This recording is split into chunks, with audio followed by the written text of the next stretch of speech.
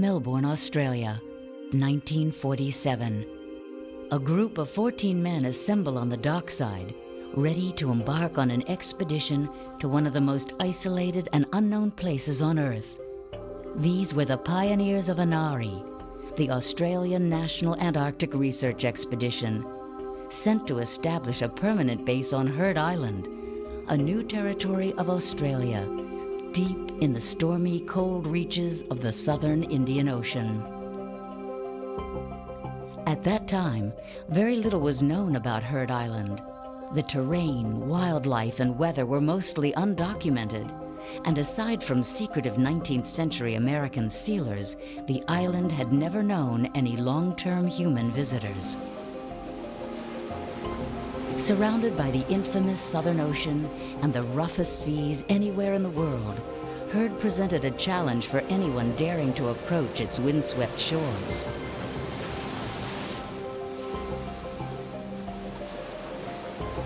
With its towering volcanic peak in the center, Heard greeted the crew on a rare and magnificently clear December morning. It was one of the best views they would ever have, for here was the wildest, windiest, and loneliest spot on Earth, deceptively peaceful in her welcome. The ship pulled in at an old sealer's anchorage called Atlas Cove on the island's northern shore, where the 14 men were then left alone for over a year, founding the Earth's most isolated human settlement. Here they built Australia's very first Antarctic regional base, from which they charted the country's newest possession and radioed back weather and scientific data from a previously unknown part of the world. But life at Heard Island was tough. Gale force winds were an almost daily occurrence, and destructive, violent cyclones would arrive with such force they were beyond measurement. Equipment, shelters, and even the aircraft were destroyed in just the first few days. And when winter arrived, it was nothing short of brutal. In the face of this unbelievable weather, and with newer bases now appearing on the Antarctic continent, Heard Island was abandoned in 1955, and the station fell silent. Visits became isolated and rare, and aside from scattered scientists and mountaineers, few would dare brave the voyage or the weather. Almost 50 years later, after countless storms and snows, an expedition went back down to Heard Island to explore a lost outpost and revive a long silent radio link from the edge of the world.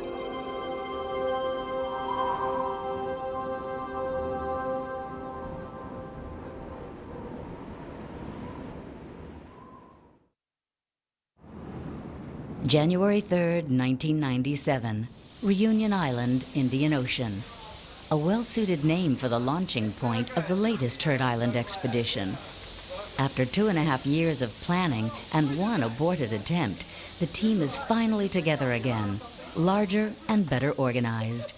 This is a multinational group of scientists, professionals, and more importantly, radio amateurs, representing 9 different cultures, each carefully chosen for their particular skill or contribution to the expedition. The ship contracted to take this team to the Antarctic is no stranger to the Southern Ocean. Named after the legendary French explorer Marion Dufresne's, she was built with the sole purpose of plying the monstrous seas once a month down to the French Antarctic and Austral territories. She is a tough, no-compromise ship, normally used by the French Polar Institute for scientific research and base resupply. This voyage, however, will include an extremely rare detour down to Heard Island. As far away from civilization as possible, the journey will take just over 6 days. Heard Island sits at the comparatively high latitude of 53 degrees south, but because it lies within cold Antarctic water currents, the climate is fully polar in nature, with temperatures rarely above freezing, and weather that is so bad nowhere else can even compare. Snapshots taken from above regularly show massive cyclones swirling in the vicinity of Heard. While the island safely lies far from any large cities, a storm of this magnitude would easily devastate any populated area. Almost every day, powerful Antarctic wind blasts over Heard's peaks, creating vortices of clouds and air, which then sweep down over the island in large gusts, and adding even more danger to an already unsafe place. A massive 9,000-foot active volcano makes up the center of the island. In 1985, another NASA photograph captured the eruption plume of Big Ben, just prior to a larger eruption that lasted until 1987. Two containers full of equipment were shipped from California several months prior to departure. And along with crates of food and supplies, everything is loaded onto the ship in one afternoon. 34 tons in all. Nothing is left out, as there will be no turning back and no place to buy spares once they are underway. Even though their stay will be only 3 weeks, a comfortable 3 months' worth of provisions are taken along just in case. For the ship, this month-long round-trip voyage to Heard in the French islands will require a bounty of food, not only for the voyage, but also for the expedition and base resupply. Luckily for the expeditioners, the start of the voyage will be a healthy one, as most of the tropical fresh produce from Reunion Island has to be consumed within 10 days of departure. Unlike previous expeditions to Heard that almost ended in disaster, this time nothing has been left to chance. For co-expedition leader Dr. Bob Schmieder, a physicist from California and a veteran expeditioner himself, figuring out how to camp 20 men and 34 tons of gear on a remote Antarctic island has been a year-long endeavor. January 5th, departure day. With a traditional dockside farewell party and a full load of cargo, the Marion de Friends makes a graceful departure out of Reunion's port, with the last item to arrive, a helicopter. As a key element of the expedition, this chopper will be used to transport all cargo and gear onto Heard Island, bypassing its rugged and notoriously dangerous beaches.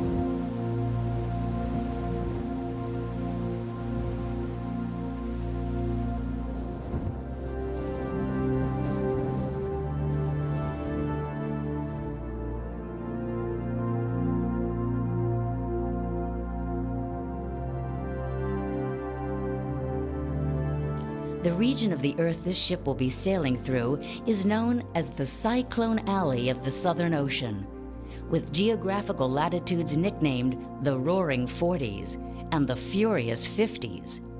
This precarious stretch of sea is one of the prime reasons why Heard also ranks as one of the world's least visited islands. During the voyage southward, mornings are spent in meetings, finalizing details, and hearing reports from each person's field of specialty. Afternoons are spent outside on deck, arranging the cargo for landing, and pre-assembling any expedition gear that's small enough to fly.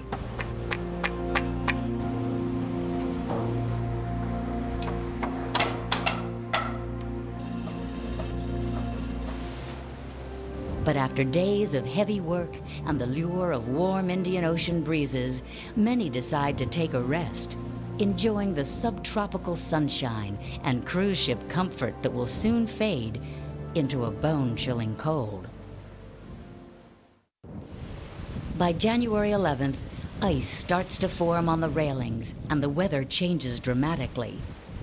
6 days out of port and the ship has crossed into the Antarctic. Even though it is midsummer, the climate has changed overnight from subtropical to polar. With a heavy mist and water temperatures dropping close to freezing, the first signs of Antarctic bird life appear in the form of albatross and petrel, which happily trail the wake of the Marion de Friends. Outside, last-minute additions to the cargo are packed, and everything weighed once again. Inside, tent layout is reconfirmed, and everyone assigned a bunk. Now, there is nothing more to do except wait on the bridge and watch for any signs of the island.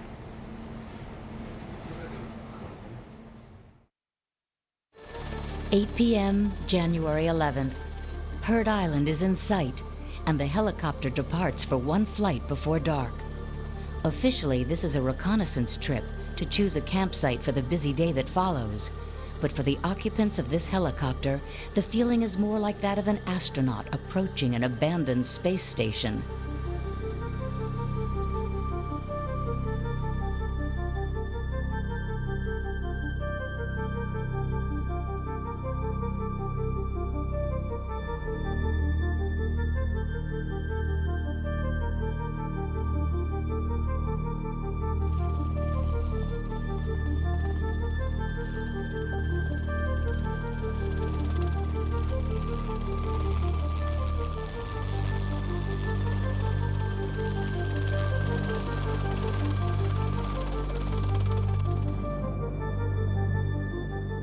Their first view of Heard Island is not pretty, as a freezing rain and the dark, crumbling remains of an old base are all that greet this team of four.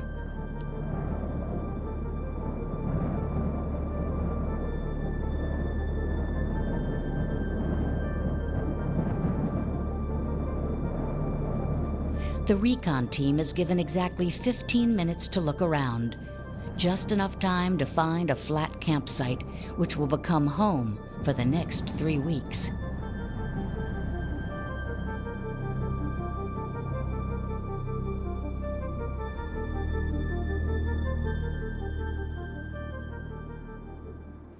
At 4:30 a.m. the next day, the ship is ready to stage an invasion in a maneuver that has been planned and rehearsed for months in advance. Every crate of cargo is prioritized in a landing sequence. A construction team goes first. Tools and shelter parts follow. Every effort is made to beat the weather, which is notorious on Heard for rapid changes. Even at this point, the pilot is fighting 40-mile-per-hour wind and heavy rain.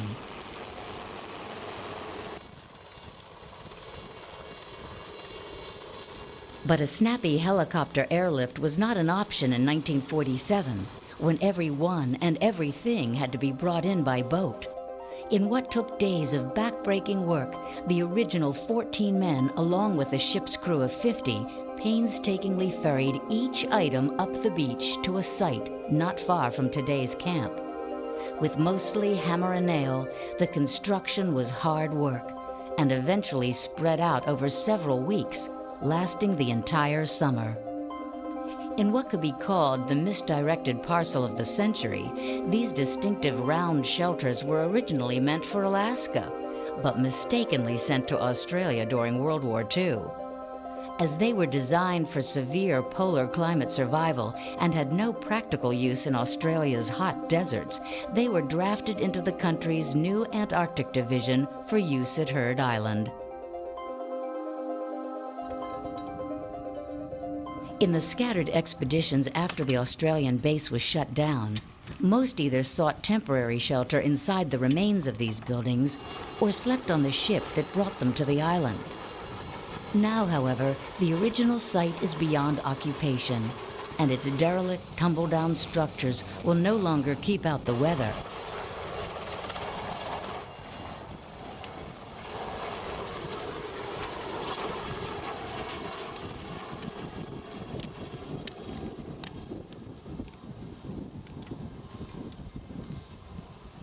Everything brought onto the island must be triple secured against the wind.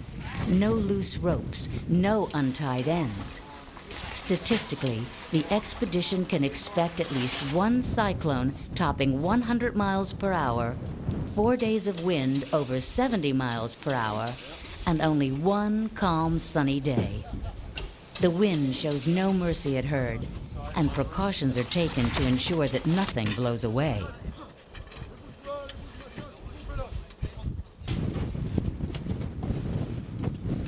As their campsite starts to take shape, an electrical power network is wired up throughout all tents and routed to a bank of portable generators which will operate continuously for the duration of the expedition.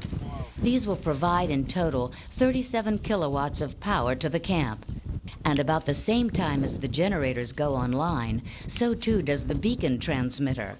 This antenna will radiate a synchronized and repetitive signal on several radio bands, a message to the outside world that the expedition has arrived. With a farewell flight over the campsite, their helicopter returns to the ship, which will depart almost immediately, leaving the team alone and with no way off this rugged island for 3 weeks.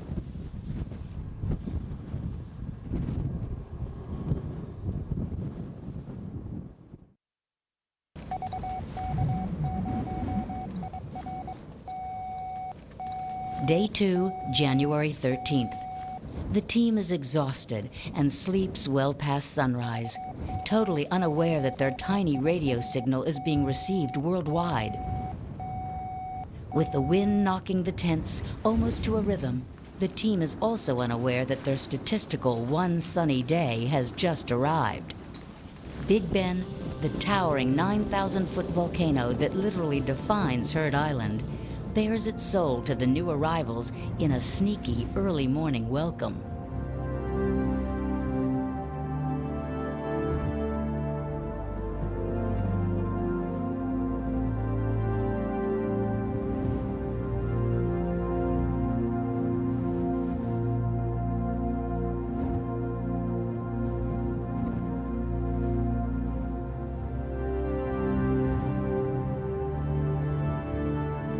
Herd Island is essentially one large live volcano, with its snowy surface masking an angry and boiling mountain underneath, ready to explode at any time. Trailing off the slopes in all directions are majestic glaciers that grind their way slowly down to the sea. At the beachfront, massive glacial tunnels pour out cold, fresh water that swirls its way into the salty sea. While behind sits the rock and rubble mounds, the earthy deposits that are the glacier's terminal moraines.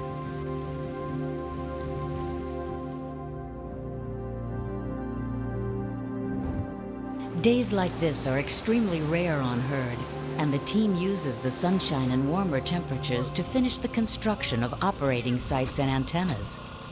The expense and effort these ham radio expeditioners have put in just to activate Herd Island is an indication of just how isolated it's been all these years.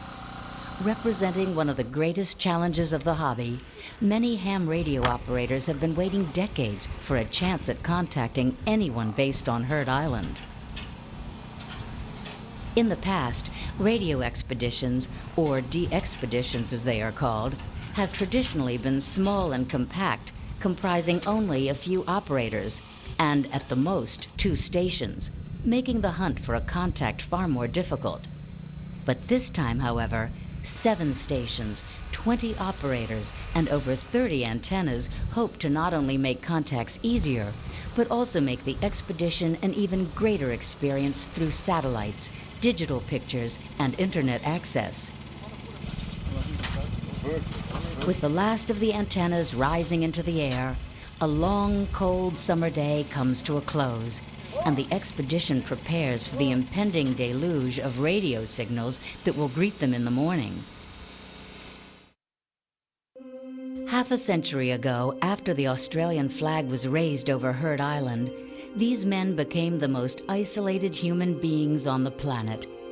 With the next ship due in 1 year and the next closest town over 2,500 miles away, Atlas Cove was truly at the far edge of civilization. The primary purpose of the base was mapping, meteorology, and cosmic science. Weather data was recorded daily and relayed to Commonwealth receiving stations in Australia, South Africa, and New Zealand, who were all keen on understanding just how Antarctic air currents created the Southern Ocean's legendary bad weather. Another purpose of the mission was animal research, such as keeping track of seal and bird populations and documenting the island's recovery from the 19th century slaughter.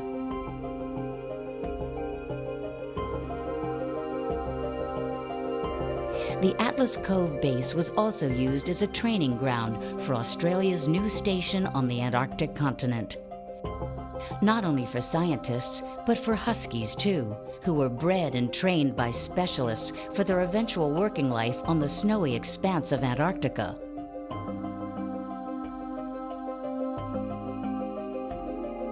The psychology of Antarctic base survival was generally just getting started in those days, and the teams that came in and out of Heard Island were in many ways the guinea pigs for a new type of explorer and a new field of science. For most members of the Inari team, small party expeditions out onto Heard's coastline and glaciers were part of the job and were undertaken primarily for mapping the island and learning polar climate survival. These expeditions outside of camp were particularly dangerous because of the island's unpredictable weather. In 1952, tragedy struck a three-man team when the strong beach undertow swept one man out to sea. In an attempt to reach the base for help, a second man got lost on the glacier and froze to death. Later, the two would be laid to rest in the shadow of Big Ben on the northern side of the campsite.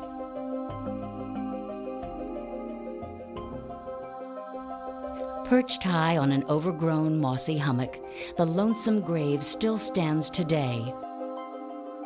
A cemetery at the edge of the world for two fallen men, and a memorial to a forgotten base and all those who worked within its walls.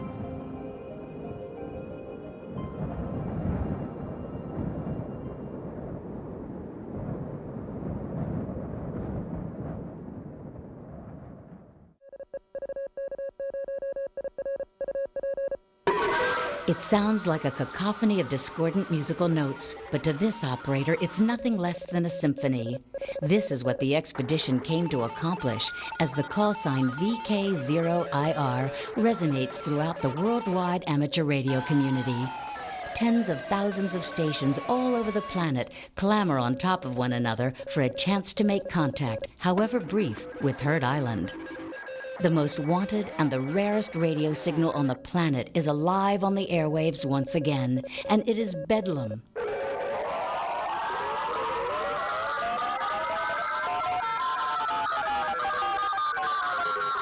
Picking out an individual signal from the crush of stations calling is a skill not easily mastered. But with the help of laptop computers and sophisticated receivers, retrieving a signal through the chaos is not as difficult as it sounds. But it's not all Morse code either. Kilo 2, Kilo Whiskey 59. Kilo 2, Kilo Whiskey Portable 6, is that right? Thank you. Voice communications, single sideband, is also in use at a separate dual station tent separated by about 1,000 feet from the Morse code site. Fox Italy Delta 59. India Delta, Echo Alpha number 5, Foxtrot India Delta 590. USL Echo Alpha 5, Fox Italy Delta, thank you. Every contact is logged in a database, which is sorted and analyzed daily by frequency and region, giving the expeditioners additional information about what parts of the world might be having difficulty getting through the massive stations. This expedition field analysis of contact data is a first for amateur radio. But another first is making this information available on the internet by means of amateur satellites. Once a day, all the contact data, news, email, and even digital pictures are uploaded by satellite to internet servers in the US and Europe. Now, anyone with access to the World Wide Web can share in the experience of an expedition. With the digital camera, the internet, and amateur radio, an expedition to Heard Island is now a visible reality for the rest of the world.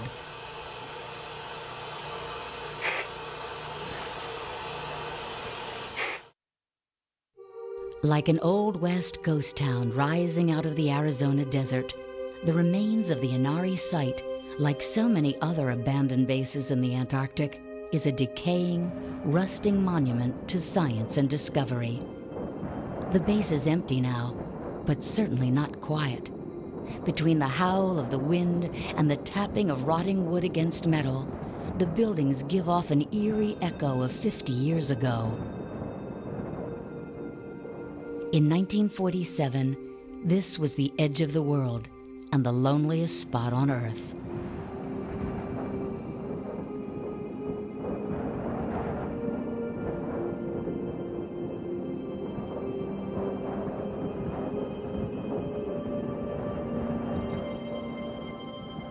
After so many years of hurricane-force winds, snow, rain, and flying volcanic sand, today the buildings litter the campsite like empty shells, with their contents long since blown away, and their former occupants in another world.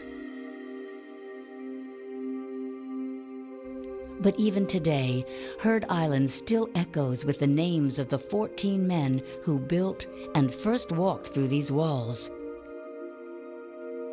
Shoals Lagoon, Gotley Beach, Abbottsmith Glacier, Lambeth Bluff.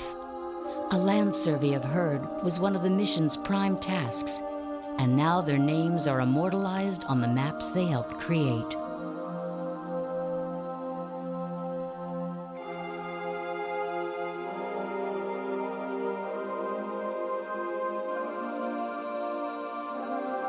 The site may look like a junkyard, but the artifacts and buildings at Atlas Cove are now designated as historical relics of Australia.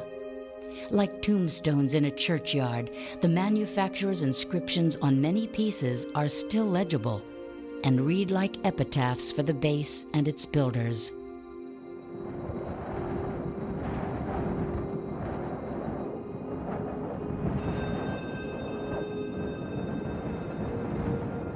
At the camp's dispensary, unopened bottles of pain reliever and antique medicine sit exposed to the frigid wind, their contents decaying, and their expiration dates long since passed.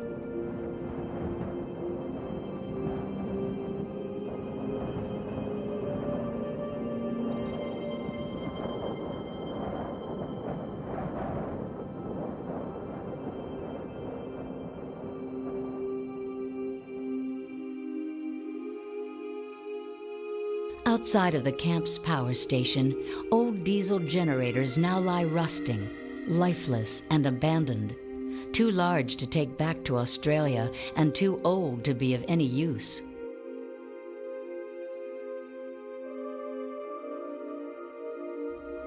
Inside the same building is the camp workshop.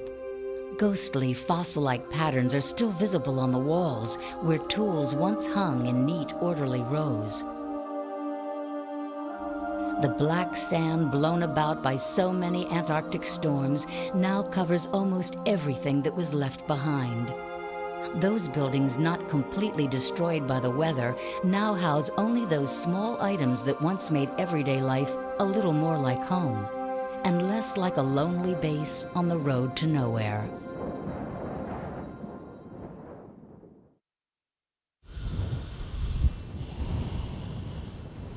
The ghost town that remains on Heard Island may have been abandoned by the Australians, but that doesn't mean it went unoccupied.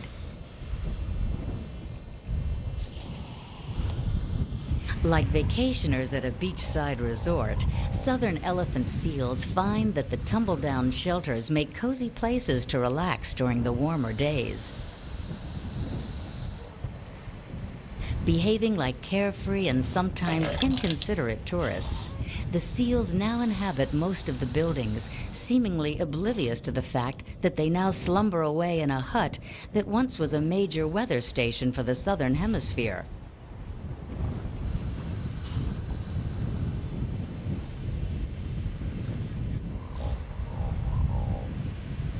But Heard wasn't always such a paradise for the elephant seal. The first recorded human sighting of this barren island was in 1853 by Captain John J. Heard, an American, who was sailing out of Boston in search of a faster Great Circle route to Australia. A few British captains unsuccessfully tried to claim credit for his discovery, but eventually ship's logs and newspaper reports proved Captain Heard to be first. This American discovery, however, would quickly prove to be a death sentence for much of the island's wildlife. Within 2 years, fleets of sealing ships from New England were swarming over the beaches. First to arrive on the scene was the Corinthian from New London, under the command of Captain Erasmus Darwin Rogers, who along with his crew became the first man ever to set foot on Heard Island. Rogers was from a large, God-fearing family of Connecticut seafarers whose reckless industry of slaughter was without regard to nature and barbaric by today's environmental standards. Predictably, the island's beaches and coves were first named for and by Captain Rogers. Places like Corinthian Bay and Cape Lawrence all descend from the names of his first group of ships and tenders. The 3 surviving maps of Heard, drafted in the 19th century, are all surprisingly accurate, complete right down to the location of storehouses and shipwrecks. So lucrative was the seal trade out of Heard Island that by the 1860s, Atlas Cove was actually a busy anchorage and an almost exclusive American territory. The rewards for such ventures were huge, but the risks were even greater. Within the first few years of discovery, there were 6 spectacular shipwrecks at Heard, all victims of the island's unrelenting storms.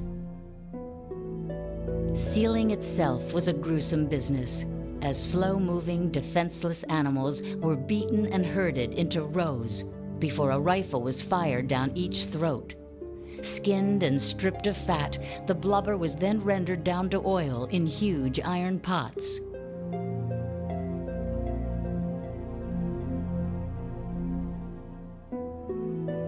Many of these sealers first camped and even spent the winter along Corinthian Beach, just to the east of Atlas Cove. Surviving like cavemen in primitive stone dugouts, they lived a miserable existence, where the smell of smoke, seal blubber, and penguin meat filled the air. Their pay for 3 years of this Stone Age life was the princely sum of $500. Not much evidence of their life is left anymore, save for a few rusty iron pots and some crude fireplaces that once incinerated gentle animals. These days, nobody knows just how many sealers came ashore, but their meager remains are unmistakable and offer fascinating clues and grim memories of the carnage.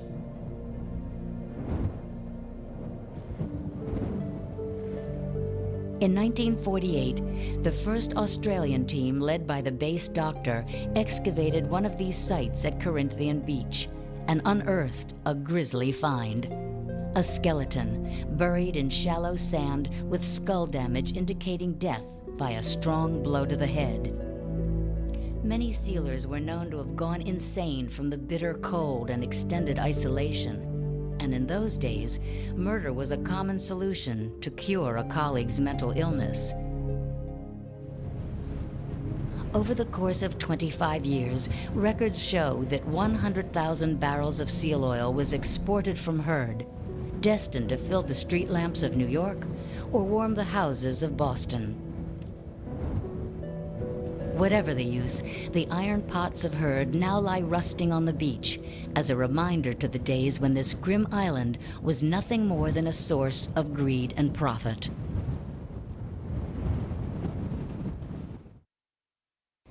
As the expedition progresses, the dark tempests of Heard begin to arrive with more force and regularity. Just keeping antennas in the air, or even in one piece, becomes more and more of a challenge. And with gusts up to 100 miles per hour, some antennas have to be repaired almost on a daily basis. Heard is a bleak and treeless landscape for good reason. Tall, thin structures like trees or antennas are just not fit to survive the brutality of its wind. But while the aluminum antennas luckily survive with only minor scratches and bends, A custom-designed fiberglass model did not. Structurally unfit to handle the massive wind force of a Heard Island storm, but electrically a superb performer, it took a team effort to keep this beauty in the air. Amateur radio enthusiasts hoping for a contact with Heard are much like astronomers seeking a new star or bird watchers awaiting a glimpse of a rare species. Like the return of a comet, Heard has been dormant and elusive for so long that the signals emanating from these antennas are becoming a global event for the more than 1 million radio amateurs of the world.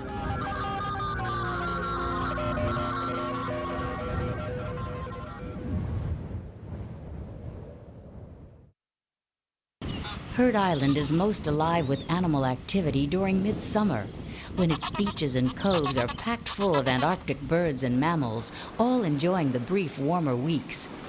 Aside from the joys of summer, however, Heard's fauna is remarkably unique in that there are no human-introduced species on the entire island. This is a rare fringe benefit for the wildlife and an untainted dreamland for the zoologist.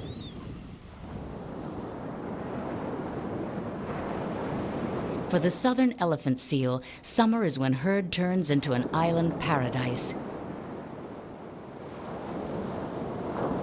With the busy breeding season over by November, seals flock to Heard's beaches and tussock mounds to relax, molt, and soak up the warm weather.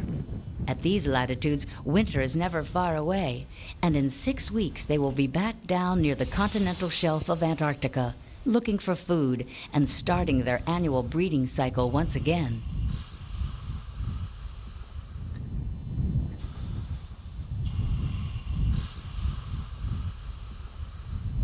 One of the most despicable birds in the world also calls Heard Island home in the summer, the skua.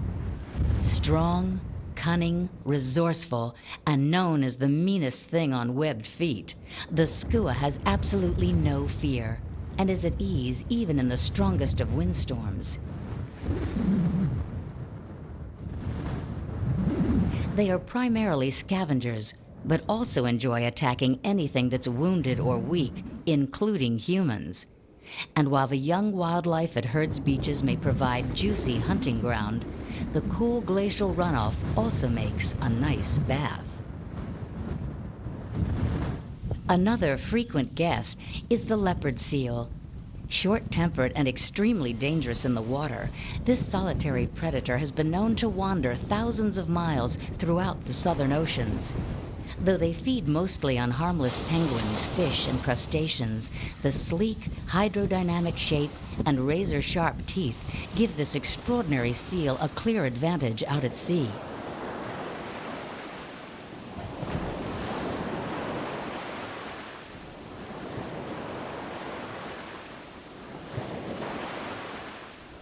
Heard Island also boasts a few of the rarest birds on Earth.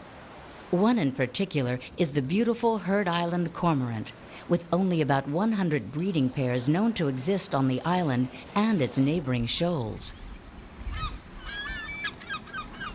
Another rare bird is the Heard Island sheathbill.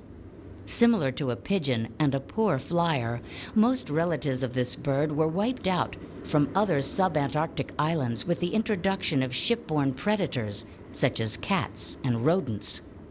Possibly due to the harsher Antarctic climate and the lack of shelter, city creatures like rats never got a foothold on Heard, and the sheathbill survived and now numbers close to 1,000. With its head held high and proud, the Antarctic icon and appropriately named king penguin is today a familiar sight on any Heard beach. But this was not so a century ago, when the sealers wiped the island clean of this beautiful bird. The king was a useful item to a sealer. Oil for fuel, skin for clothes, flesh and eggs for food. Easy to catch and kill and available year-round, they provided basic necessities to hold out an entire winter. And along with the seals, by 1900, the reckless killing of kings made it a rarity on Heard. Looking much like its continental cousin, the emperor penguin, but slightly shorter, The king stands out as the best-dressed bird on the beach, with golden-orange neck feathers and a reddish beak. Curious, proud, and generally friendly, the king penguin prefers colonizing in flat and sandy areas and dislikes the rocky slopes and tussock mounds.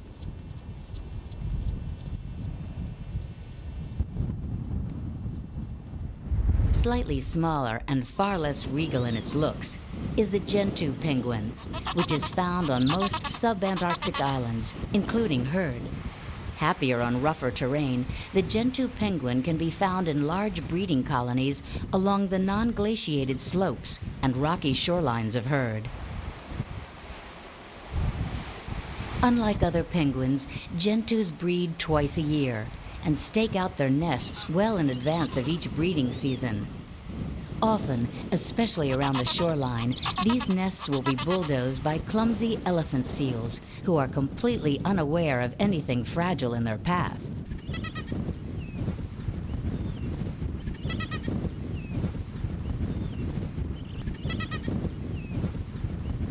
And for the Antarctic fur seal, a nice summer breeze and a snooze in the grass is something to be thankful for.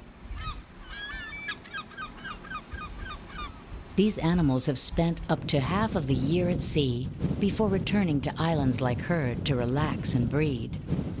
They too have a sad story to tell, as both the Antarctic and subantarctic fur seal was ruthlessly hunted down by the millions for their skin, which brought huge profits to any ship discovering even a single beachful. The slaughter was efficient and complete, and so slow was the recovery that it wasn't until the 1960s when the first post-sealing pups were seen again.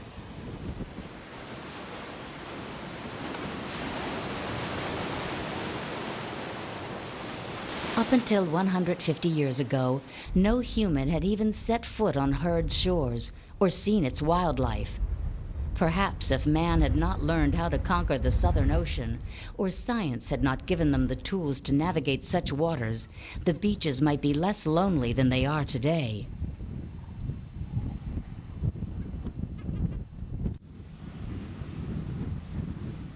Despite the distance and the isolation, life for these expeditioners is made slightly more bearable than that of a Yankee sealer. Evening meals are prepared by a designated chef of the day, who has a varied array of food at his disposal, out of which to make the menu or dessert of his choice. After the expedition, every bit of non-perishable food that goes unused will be restocked in Reunion Island or delivered to one of the French bases. Dinner is the only guaranteed hot meal of the day, and usually the only time when most of the team is together to update each other on progress. In order to keep a modern expedition functioning smoothly for 3 weeks, notice boards inside the mess tent keep everyone informed about problems, rules, happenings, and work schedules. Unless there are volunteers, everyday tasks such as dishwashing, refueling generators, and latrine duty go round the camp in an equal spread.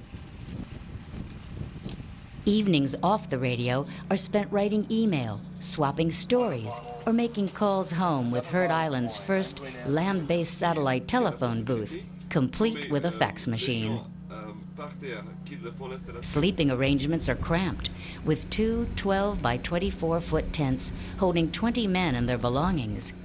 But sleep is not a priority on this expedition, and many stay up all night, well past sunrise, in order to catch signals from the far reaches of the Earth. Bathing is not very practical in this climate, and only the very thick-skinned brave the frigid wind for a much-needed shower and shave. For most, personal hygiene takes a low priority for 3 weeks.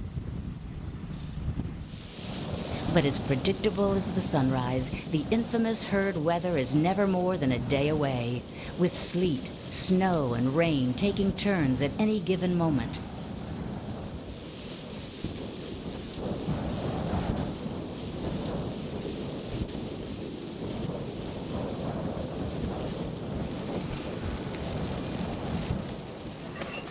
Even more menacing is the killer wind, which angrily pounds the shelters night and day.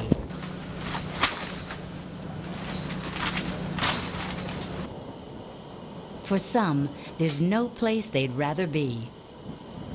But for others, the mind wanders to warmer latitudes.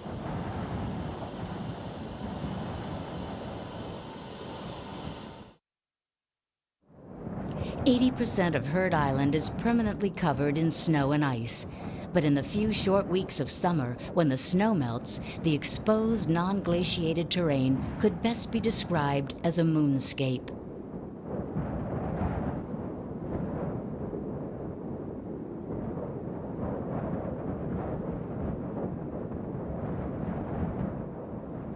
Looking at this desolate, treeless land, covered in layer upon layer of volcanic sand and rock, and exposed to fiercely cold winds, it's a wonder that sealers managed to survive here at all.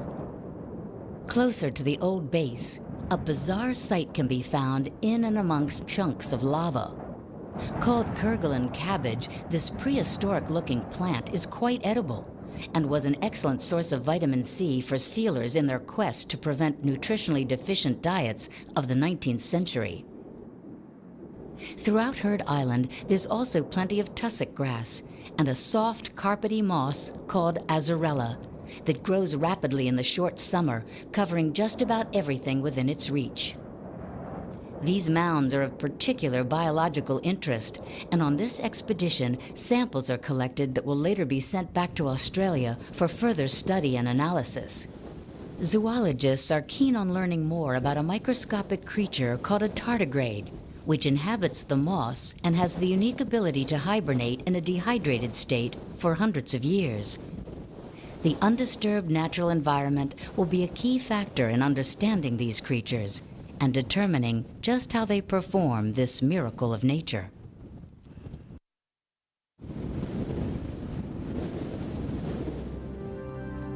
January 28th, Teardown Day.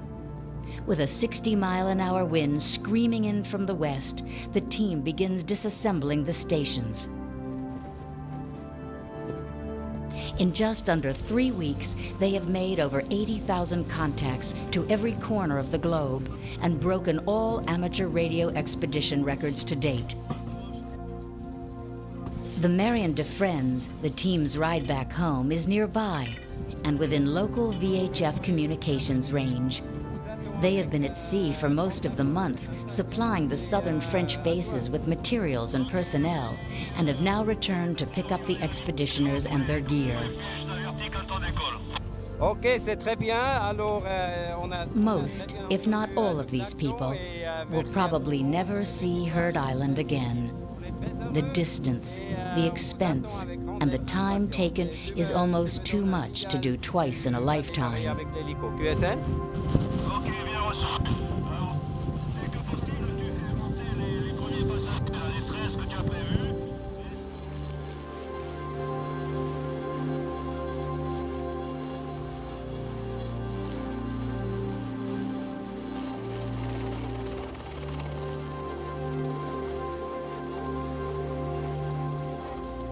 With the last crate airlifted away, Heard Island is left as it was found, dark, cold, and empty.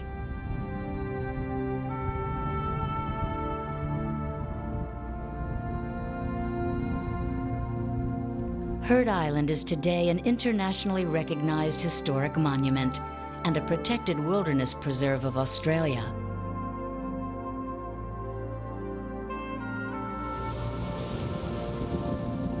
And while bases and expeditions may come and go, with their reminders of civilization left behind to rot in the sand, this beautifully resilient island fortress will never truly be conquered by man. The winds and the winters will make sure of that.